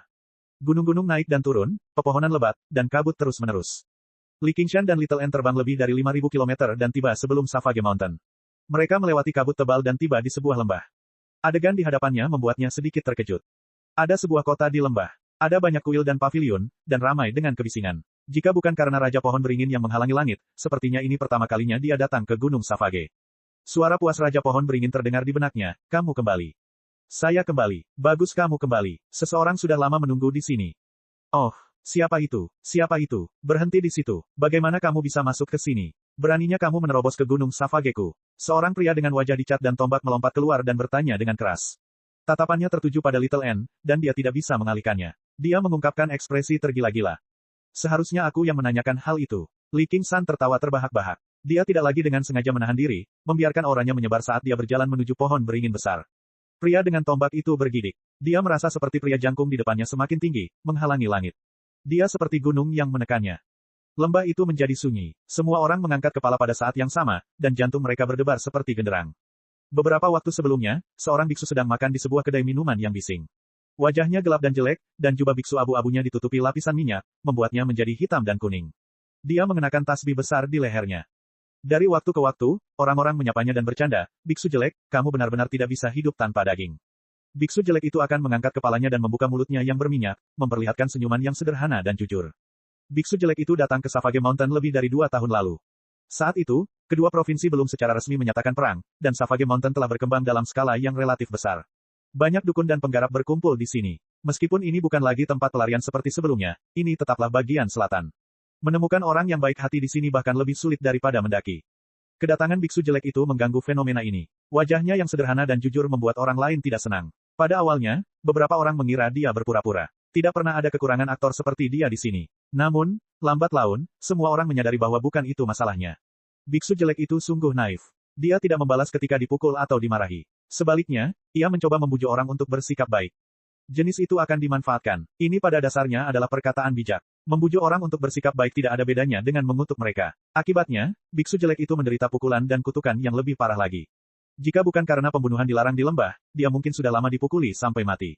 Hal ini berlanjut hingga suatu hari, ketika orang-orang yang telah berkali-kali dibujuk oleh biksu jelek itu mulai menghilang satu persatu, namun para penguasa gua tetap diam. Dikatakan bahwa biksu jelek itu telah berubah menjadi monster dan memakan orang-orang yang hilang. Dia sebenarnya adalah murid langsung dari master gua pertama, Genleman of Heavenly Bluebear, itulah sebabnya semua orang bersikap sopan padanya. Namun, biksu jelek itu tetap sama. Dia tetap sederhana dan jujur, membujuk orang untuk bersikap baik. Tidak seorang pun mengetahui namanya atau nama dharmanya, juga tidak ada seorang pun yang mengetahui dari mana asalnya atau mengapa ia tetap tinggal di sini sampai sekarang.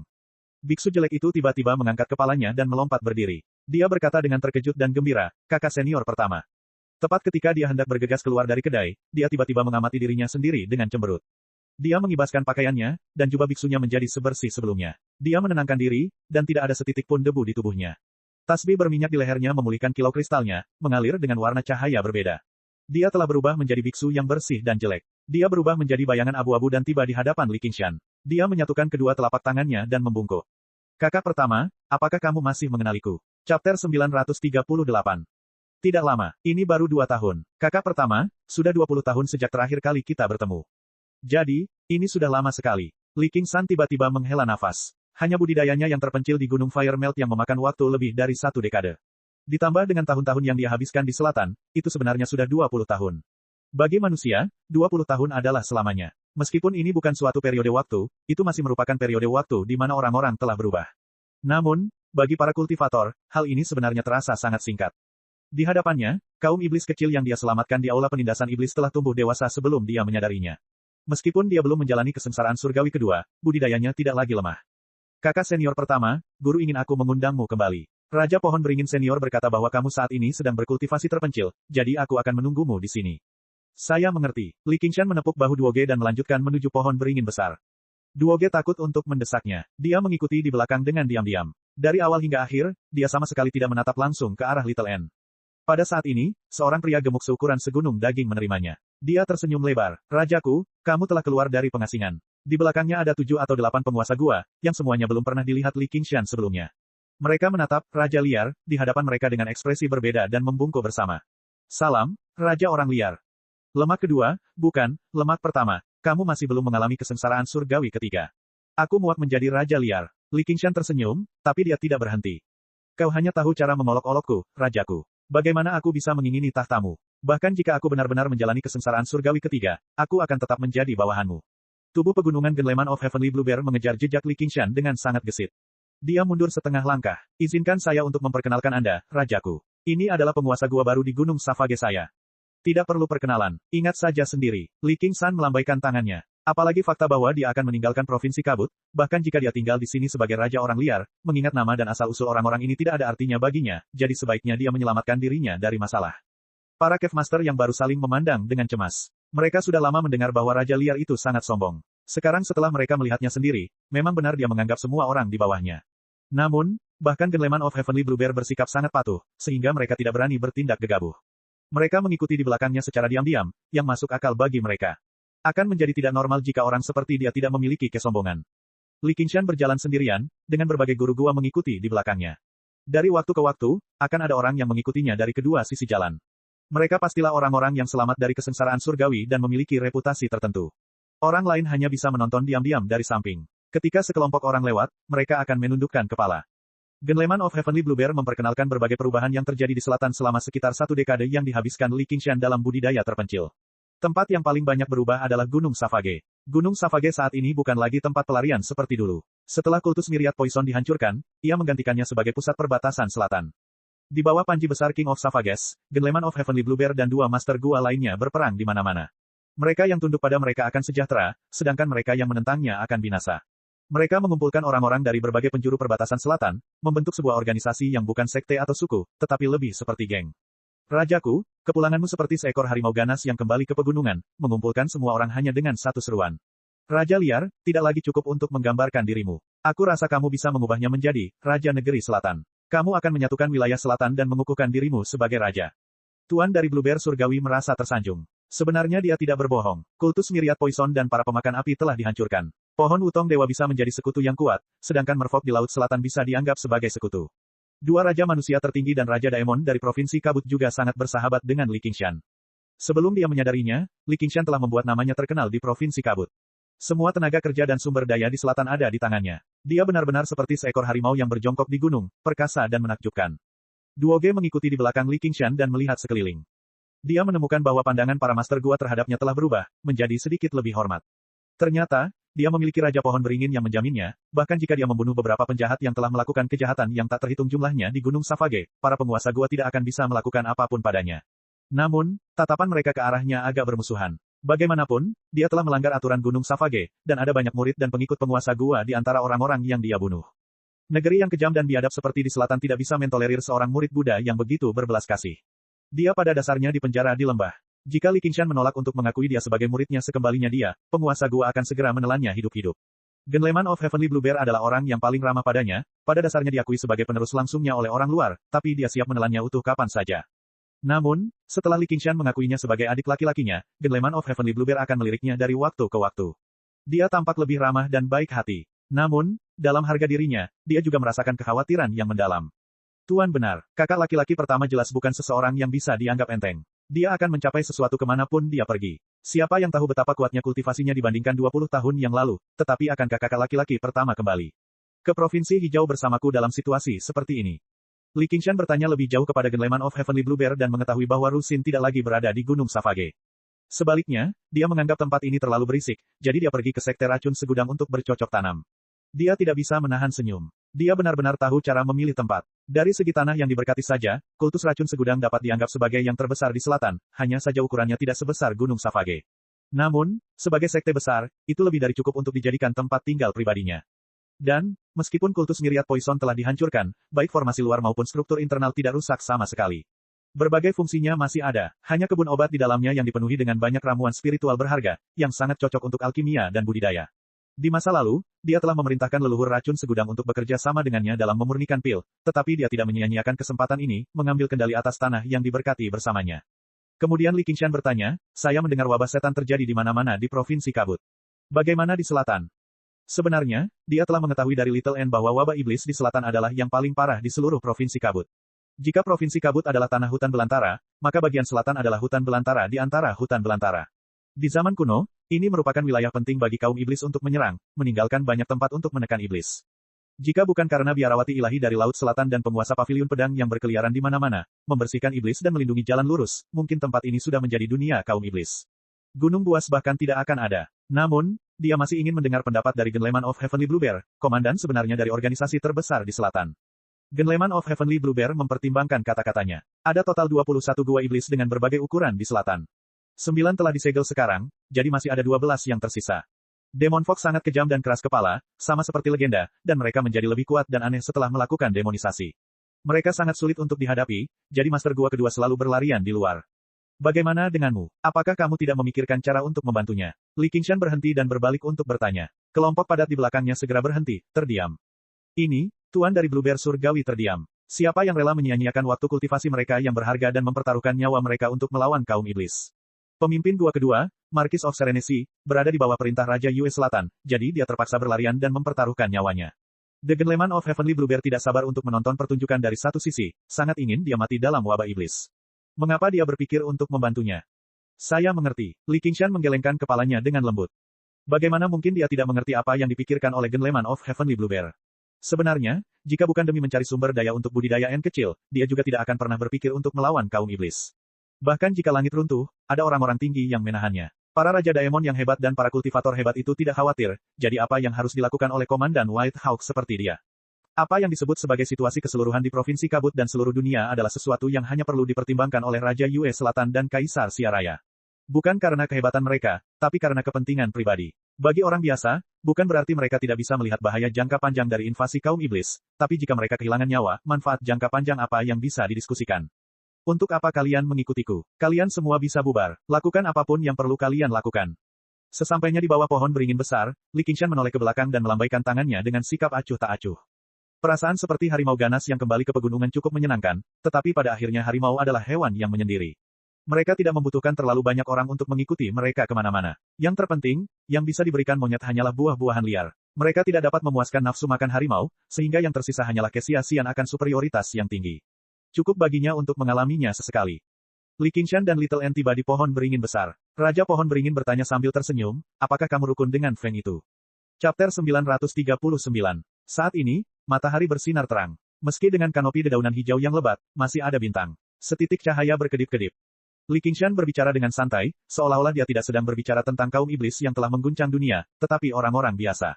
Itu bukan karena kesombongan. Keyakinan ini terbentuk dari pembantaiannya sendiri. Di masa lalu, di bawah Aula Demon Suppression, dia telah menggunakan patung Demon Suppression untuk membunuh puluhan ribu orang iblis meskipun tidak dapat menggunakan kekuatannya sebagai Dasmon. Setelah bertahun-tahun, ketekunannya dalam berkultivasi tidak pernah terlihat. Dia sekarang bisa menggunakan kemampuannya tanpa keraguan sama sekali. Dia yakin dia bisa melawan lawan manapun yang dia hadapi. Di bawah pohon beringin besar, orang-orang yang belum bubar semuanya mengangkat kepala. Mereka semua tercengang. Semua orang tahu tentang kengerian wabah setan. Sebagian kecil alasan mengapa Gunung Savage dapat berkembang menjadi seperti sekarang adalah karena wabah setan. Para dukun dan penggarap dalam situasi genting datang ke sini untuk mencari perlindungan. Ketika mereka mendengarnya, mereka mendapatkan pemahaman yang lebih baik tentang kesombongan Raja Liar. Membersihkan iblis. Kenapa? Pohon beringin besar itu bergoyang lembut, dan cahayanya berkedip-kedip. Tentu saja untuk menegakkan keadilan atas nama surga. Li Qingshan tersenyum. Jalan tulang putih dan kecantikan luar biasa Little N terlalu jahat, sama seperti 9 transformasi iblis dan ilahi miliknya. Dia tidak ingin ada yang mengetahuinya, jadi dia tidak perlu menjelaskan terlalu banyak detail. Itu tidak salah. Invasi asing telah menjungkir balikkan alam semesta. Jika Anda dapat melakukan sesuatu untuk mengatasinya, Anda telah memberikan manfaat bagi dunia.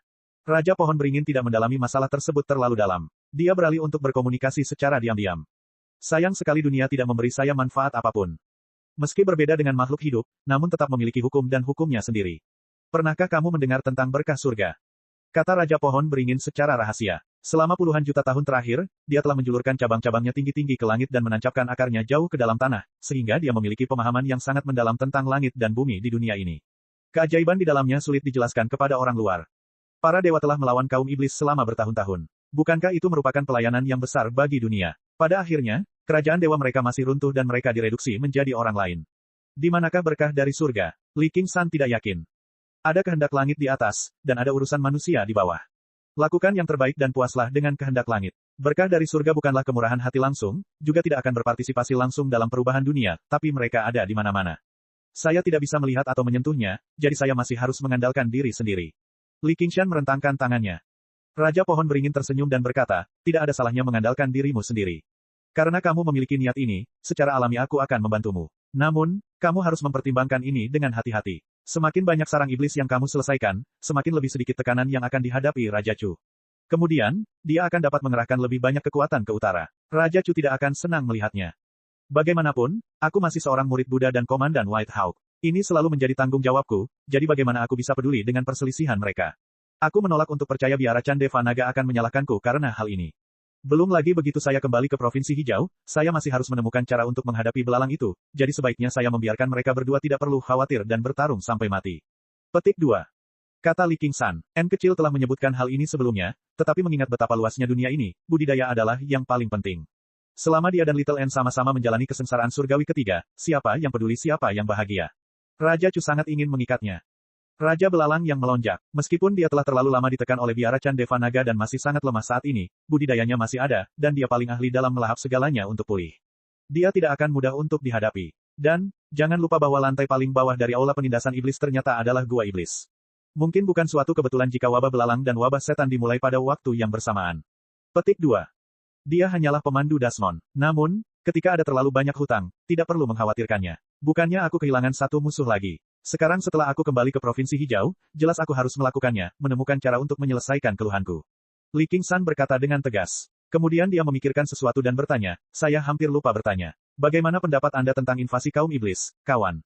Sama seperti Dasmon dan iblis yang tidak dapat dipisahkan, Dasmon tidak pernah memiliki nilai moral seperti manusia. Bahkan jika dunia ini berubah menjadi wilayah iblis, semua kultivator manusia akan menjadi kultivator iblis.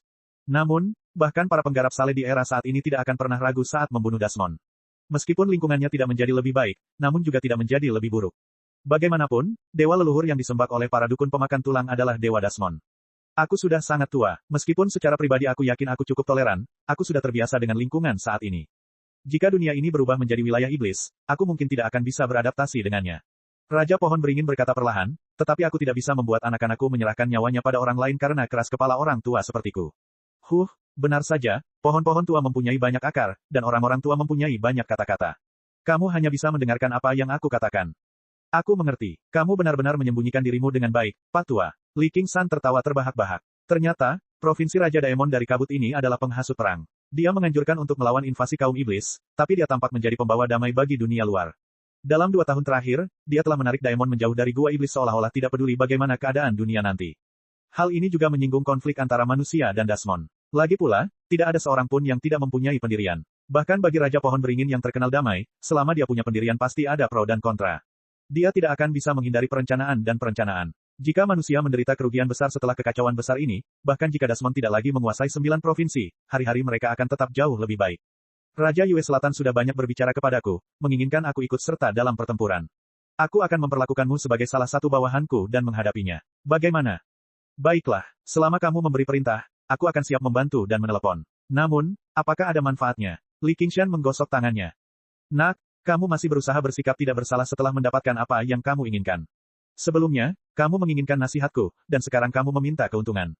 Aku hanya bilang, aku tahu kehendak langit tidak bisa diprediksi, tidak ada gunanya hanya diberkati. Selama kamu mengerti, mengapa kamu tidak mengambil peta mental Provinsi Kabut? Di bawah bimbingan Raja Pohon Beringin, berbagai gua iblis di Provinsi Kabut semuanya ditandai, termasuk situasi setiap gua iblis, seperti kira-kira berapa banyak orang iblis yang ada, kekuatan umum mereka, siapa yang saat ini menekan mereka, dan seterusnya. Li Qingshan sangat yakin, Raja Pohon Tua ini memiliki kombinasi satelit mata-mata, analisis komputer, dan perencanaan strategis. Dia merasa seperti telah tercerahkan. Setelah sedikit berdiskusi dengan Little N, Li Qingshan memutuskan untuk beralih dari yang mudah ke yang sulit, memilih gua iblis di selatan. Tepat ketika dia hendak berangkat, dia mendengar suara Raja Pohon Beringin lagi. Jangan lupa, aku berhutang buah beringin padamu. Ambillah dari kota menjulang jika kamu punya waktu. Li Qingshan menyeringai dan menepuk pohon itu. Aku tidak akan pernah melupakannya. Buah beringin adalah buah kebijaksanaan, yang legendaris, sebuah kristalisasi kebijaksanaan Raja Pohon Beringin. Ia dapat mencerahkan seseorang dengan kebijaksanaan, namun tidak akan mengganggu pikirannya. Itu agak mirip dengan warisan burung Phoenix dan sangat berharga. Li Qingshan pernah menelannya, dan efeknya sangat mengesankan. Raja Pohon Beringin membutuhkan banyak usaha untuk memproduksinya juga. Cabang ini telah memproduksi satu sebelumnya, jadi memproduksi yang lain akan memakan waktu setidaknya 1 milenium lagi. Akibatnya, dia hanya bisa meminta Li Qingshan mengambilnya dari tubuh utamanya. Li Qingshan awalnya datang untuk meminta nasihat dari Raja Pohon Beringin, jadi, buah kebijaksanaan, ini pada dasarnya adalah hadiah gratis. Dia menunjukkan kebaikan yang luar biasa. Chapter 940. Bulan sabit menerangi pegunungan tandus, berkedip-kedip masuk dan keluar dari awan yang terkondensasi dari ki iblis hitam merah. Itu juga telah diwarnai dengan warna merah tua. Formasi batu iblis besar didirikan di pegunungan tandus. Batuan bergerigi itu diukir dengan tulisan setan yang aneh, berdiri membentuk cincin satu demi satu. Ki iblis melonjak ke udara dari cincin konsentris, menghubungkan langit dan bumi, menyebar ke awan iblis tebal di udara. Melihat ke bawah dari atas, orang-orang berkeliaran di pegunungan tandus. Kelompok setan yang padat itu melonjak seperti semut. Di bawah komando Jenderal Iblis, mereka membawa pilar batu ke lokasi yang ditentukan. Saat pilar batu didirikan, ki iblis yang melonjak menjadi semakin padat, menyelimuti bintang dan bulan. Meskipun tubuh mereka benar-benar melampaui manusia, kerja keras masih memenuhi keluhan kaum iblis. Mereka bukanlah mayat dan hantu tingkat rendah dari alam hantu lapar. Mereka juga memiliki emosi yang normal.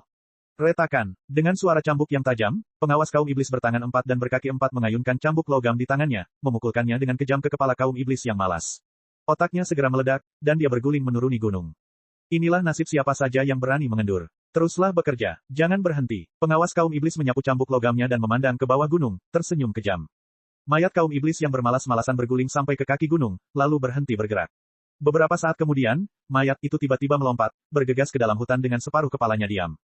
Sepasang mata merah bersinar di hutan. Mencicit, mencicit, sosok-sosok hitam melesat melalui kanopi, mengejar kaum iblis yang melarikan diri dan menukik ke bawah. Ternyata, itu adalah sekelompok kera liar. Monyet-monyet yang seharusnya menjadi binatang biasa ini menjadi sangat ganas. Pada dasarnya semua bulu mereka telah rontok, memperlihatkan tubuh berotot serta cakar dan gigi yang tajam. Teriakan berkepanjangan dan menyedihkan dari kaum iblis yang melarikan diri terdengar di hutan. Pengawas kaum iblis itu mencibir beberapa kali lagi. Segala sesuatu dalam jarak 50 km dari gua iblis telah dipengaruhi oleh ki iblis. Bukan hanya binatang buas, bahkan pepohonan pun telah diiblis. Itu hanya angan-angan jika kamu berpikir kamu dapat melarikan diri hanya dengan kekuatan hidupmu yang tangguh, semakin kuat kekuatan hidupmu, semakin besar rasa sakit yang kamu tanggung. Namun, ketika Jenderal Iblis memelototinya, pengawas kaum iblis itu segera berhenti tersenyum. Dia berpikir dengan kejam di dalam hati, kamu hanyalah seorang Jenderal Iblis belaka. Kamu mungkin sedikit lebih kuat dariku, tapi kamu masih bisa dibuang. Bahkan beberapa komandan iblis telah meninggal. Saya ingin melihat berapa lama Anda bisa tetap berpuas diri. Menyeberangi selokan yang panjang dan lurus, dia tidak memikirkan pedang agung Ki yang dia lihat 3 hari lalu. Dia menggigil di dalam. Ada beberapa lusin selokan seperti itu di Gunung Tandus. Pilar batu besar telah dipotong menjadi 2 dengan mulus. Tugas utama kaum iblis adalah memperbaiki formasi batu besar. Di tengah susunan batu besar, tempat di Menki yang melonjak berada, ada bola daging ungu merah yang besar dan aneh mengambang di udara. Pembuluh darah biru dan pembuluh darah terjalin erat, dan ribuan tentakel dengan duri tajam yang mengerikan mengambang dengan tenang. Sekilas mereka terlihat sama persis dengan manusia, namun jika dilihat lebih dekat, ada yang bermata 4 atau 5, ada pula yang bersayap. Ditambah dengan pakaian mereka yang aneh dan berwarna-warni, mereka tampak seram dan aneh di mana-mana.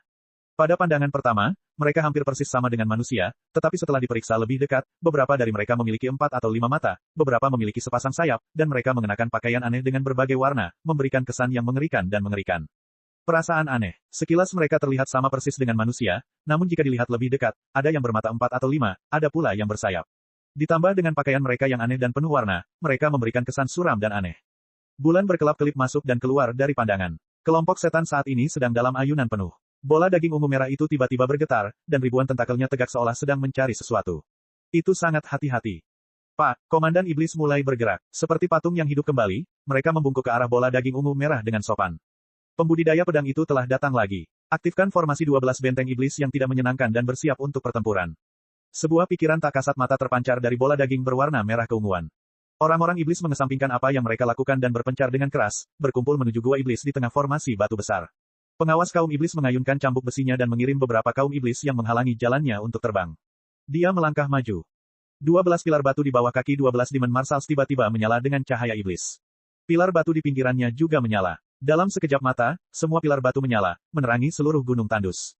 Ki iblis samar-samar membentuk tembok kota yang megah. Aku ingin tahu apakah aku bisa bertahan saat ini. Pembudidaya pedang itu bahkan lebih kuat dari Raja Iblis biasa. Bahkan bajingan besar itu, Raja Seribu Sulur, sangat menderita dalam bentrokan pertama mereka. Yang bisa dia lakukan hanyalah mempertahankan wujud iblisnya. Tokoh-tokoh penting itu punya ambisinya masing-masing, tapi mereka hanya perlu membuat kita mempertaruhkan nyawa demi mereka. Sungguh sekelompok orang yang baik hati. Mereka pantas mati, mereka pantas mati. Pengawas kaum iblis itu berpikir dalam hati. Tiba-tiba, dia mendengar peluit yang aneh dan melengking. Bahkan sebelum dia bisa menjawab, seberkas cahaya merobek udara dan bersiul, membunuh jalannya menuju kota besar yang dibentuk oleh 12 formasi iblis benteng yang tidak menyenangkan. Cahaya memancar ke segala arah saat pedang Ki melonjak. Kemanapun ia lewat, Ki iblis terbelah dan pilar-pilar batu patah. Tersapu oleh sisa pedang Ki, kaum iblis terkoyak dan tersebar. Raja Seribu Sulur mengayunkan tentakelnya dengan liar, memukulnya ke arah seberkas cahaya. Pada saat yang sama, dia memancarkan gelombang kesadaran iblis yang tak terlihat dalam upaya mengganggu pikiran lawannya. Namun, pembudidaya pedang bergabung dengan pedangnya, memutar dan memutar di antara tentakel dan memotongnya satu persatu. Hati pedangnya telah ditempa secara menyeluruh, jadi tidak terpengaruh sama sekali. Ye Duanhai, akan ada suatu hari ketika aku meratakan paviliun pedang laut selatanmu dan membunuh semua orang yang dekat denganmu. Aku akan membuatmu melihat mereka meratap sampai mati dengan matamu sendiri. Raungan Raja Seribu Sulur memenuhi awan iblis saat Ki iblis melonjak. Pendatang baru itu adalah penguasa paviliun pedang, Ye Duanhai. Dia tidak mengatakan apapun dengan dingin, sama sekali tidak suka berbicara dengan Raja Seribu Sulur. Namun, dalam waktu kurang dari 10 menit, dia mundur. Dia merasa agak tidak berdaya di dalam. Meskipun dia tampaknya lebih unggul, dia tidak mampu memberikan pukulan fatal pada Raja Seribu Sulur. Dan, di bawah pengaruh formasi 12 benteng iblis yang tidak menyenangkan, maju bahkan lebih sulit daripada bergerak melalui bumi yang tebal. Kekuatannya terkuras dengan sangat cepat, jadi dia tidak bisa bertarung lama-lama. Dalam waktu singkat itu, pedang pemecah laut di tangannya telah tertutup lapisan kesuraman, ternoda oleh Ki iblis dan darah iblis. Butuh upaya yang cukup besar untuk membersihkannya. Jika dia membiarkannya begitu saja, secara bertahap itu akan berubah menjadi senjata iblis, yang malah akan mempengaruhi jantung pedangnya. Tentu saja, dia bisa memilih untuk mempertaruhkan nyawanya atau mengatur lebih banyak orang untuk mengelilinginya, tapi begitu situasinya menjadi kacau, Raja Seribu Sulur akan segera mundur ke wilayah iblis. Tidak mungkin baginya untuk mengejar mereka, dan dua iblis lainnya akan menerima berita tersebut dan mempercepat serangan mereka. Akibatnya, ini ditakdirkan menjadi perang gesekan. Saat ini, yang bisa dia lakukan hanyalah terus melemahkannya, mencegah kaum iblis mendapatkan pijakan yang stabil. Akhirnya, akan tiba suatu hari ketika mereka tidak dapat lagi menahan kelelahan dan mundur. Namun, dia paham betul bahwa harapan ini sangatlah kecil. Dibandingkan dengan invasi kaum iblis sebelumnya sepanjang sejarah, saat ini hanya bisa dianggap sebagai penyelidikan. Itu bahkan bukan serangan yang sebenarnya, apalagi serangan umum atau pertempuran yang menentukan. Berpikir sampai di sana, dia tidak bisa menahan diri untuk tidak mengerutkan kening. Dunia 9 provinsi akan menjadi seperti apa? Cek cek cek cek cek cek cek cek. Rakan-rakan kultivator sekalian, sebelum retret, sila terus berkultivasi untuk jurus subscribe, like, share dan komentar agar sekte novel Sadim terus berkembang pesat.